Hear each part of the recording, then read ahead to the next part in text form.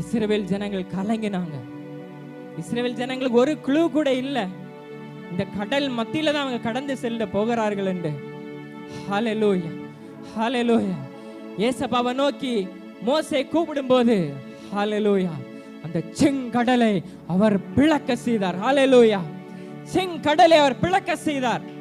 இந்த கரையிலிருந்து அவர்கள் அக்கறை பட்டு போனார்கள். ஹல்லேலூயா.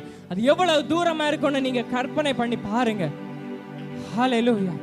ஏதோ சிறு வழி இல்ல, ஒரு ஆள் ரெண்டு போற வழி இல்ல, அவங்க கூட்டி வந்த ஆடு மாடுகள் எல்லாம் கடந்து செல்லும்படியாக ஹல்லேலூயா எகிப்தில் உள்ள அந்த ரதங்கள் கடந்து செல்லும்படியான ஒரு விசாலமான வழி. ஹல்லேலூயா. அது கடலாக இருக்கட்டும், அது என்ன மலையாக இருக்கட்டும், அவருக்கு காரியமே இல்லை. அவர் நினைத்தா மட்டும் போதும், வழி உண்டாகும். ஹல்லேலூயா. நீங்க என்ன ஏசப்பா